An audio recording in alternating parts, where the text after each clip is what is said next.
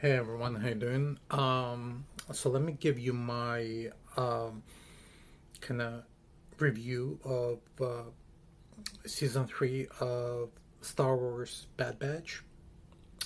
I believe it's a finale of the series, from what I understand, because I haven't seen them actually like give any kind of date of like season four or anything. From what I heard, it's that's it. Like, there's not gonna be anything Bad Batch, and also from the um, and this is spoiler from the conclusion of the season three, it kind of indicates that that's it, they're done. Like, there's nothing else, right? So anyway, uh, season three was fantastic. It's, in my opinion, it's the best of the three. It's also, um, in my opinion, the best of like the Bad Batch itself, the the animated series. I think it might be the best of all animated series by Disney. Like, I don't know when Disney bought Star Wars since then. Um, so like, fantastic job. Other stuff they do, like, it's kind of hit or miss. This one fantastic. So the season three, it was mostly about Omega and Crosshair. It was really dramatic, which was like interesting to me how they made it dramatic because, uh, especially with Crosshair, like the way he changes, how they did it. That's kind of the value I find in it, how they made it so dramatic in terms of like Crosshair. Even though he doesn't really speak, like he doesn't really like verbalize his emotions, or like it's more about like his actions. It was so dramatic, like in his actions, in his how like he spent time in captivity, and how and what he did with his friends, but he doesn't actually speak. Um, that's kind of the beauty of it, and yet they still made him this dramatic character, and that's kind of what kind of I loved about it. So that was amazing. Um, Omega, I don't know. At a certain point, I kind of got bored with her character for some reason. I don't know if somebody else was having the same issue with her character. Let me know in the comments if you're having the same issue, because yeah, for some reason I have. And while you're in comments, please follow my channel. Um, yeah, so like, maybe it's the voice. It's possible it's the character's voice that got me a little annoyed with her. But Bad Batch themselves and supporting characters, I was completely fine with.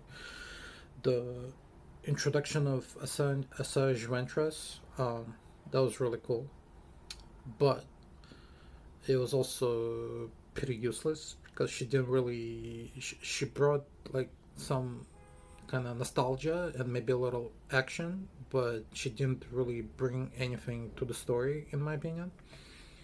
Um, the last, I think, like 5 episodes are just like 5 episodes or so are like a string of like fantastic like episodes.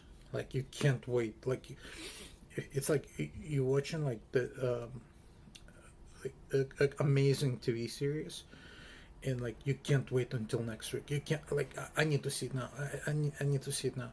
So it was so fantastic. So like, yeah, it's just so amazing. Like, I just couldn't wait to see it because it was so great. Um,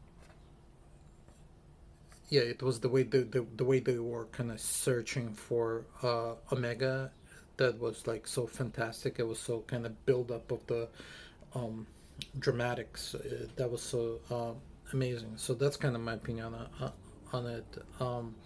Yeah, so the action was great. The dramatics was great. The comedy was decreased, which is fine. With yeah, it's good. Um, let's see. well, they showed the Palpatine, which is fine. So the Tantus base, it was creating Necromancer project, right? It was working on that. And from what I understand, um, I'm gonna make assumptions here because they didn't really discuss it. Discuss it. Necromancer, I'm gonna assume that's kind of regeneration, like coming back from life, from the life, like you're dead and you're coming back from the dead. So I'm gonna make a connection of, let's say, the movie Rise of Skywalker. That's what Episode 9, where they introduce the dead Palpatine. So maybe that's why they were working on this particular project, so that he can come back from the dead using Omega's DNA, somehow regenerate and put his consciousness in his new body. I don't know. Maybe that's what it's about. I'm making insane amount of assumptions here, but while I'm doing that, how,